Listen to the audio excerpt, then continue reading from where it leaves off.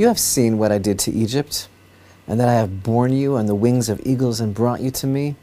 And now, if you will hearken well to me and observe my covenant, you shall be to me the most beloved treasure of all peoples, for the entire world is mine. This week we read these words in Parashat Yitro. We read about the Sinai revelation. It's the closest encounter that humanity has ever had with the divine, and that could ever be. God literally came and revealed His power, His majesty, His glory, and He gave, through the agency of Israel, an assignment to all mankind. The Torah is given at Mount Sinai in this week's Torah portion, and the whole people heard and saw the voice of the Almighty. As we read, you have seen that I have spoken to you from heaven. And the 10 Commandments are the microcosm, and in many ways the concentration of the entire Torah.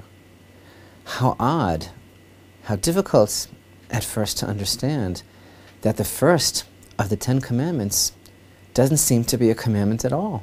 It seems to be a statement. I am Hashem your God, who took you out of the land of Egypt from the house of bondage.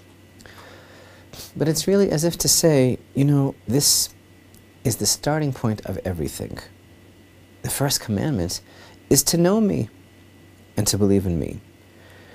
If they will first accept my sovereignty, then afterwards I can command them. But really, from the beginning of chapter 20, these words can be read. God spoke all these statements saying, I am Hashem your God, continuing.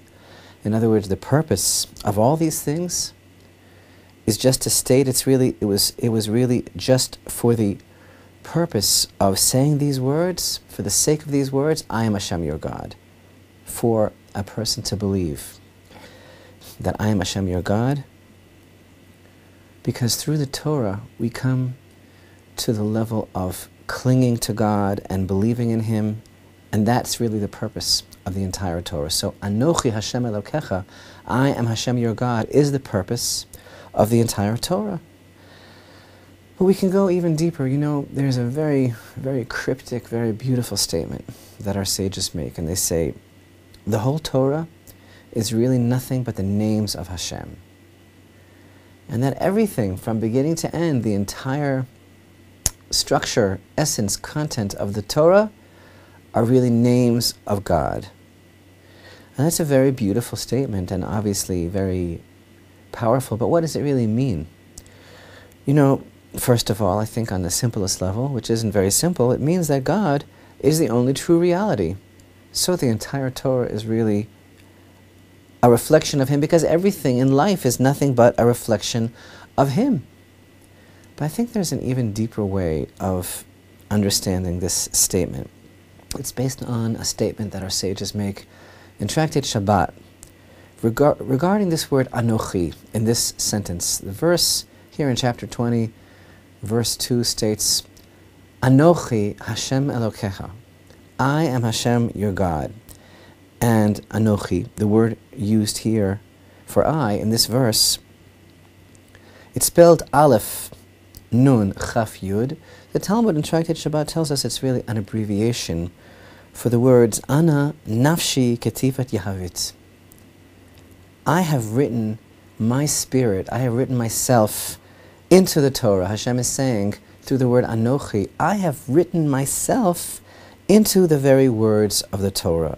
In other words, I'm giving you myself.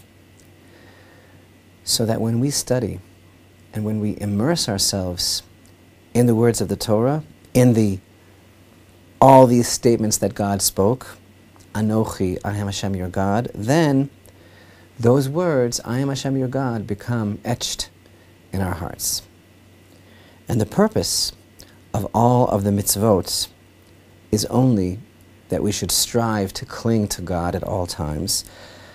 And just as the Holy Torah in its entirety can be said to be nothing but the names of God, so too the Holy Zohar teaches us that the commandments are nothing but advice that God shares with us in order to enable us to attempt as best as possible throughout our lives to cling to Him.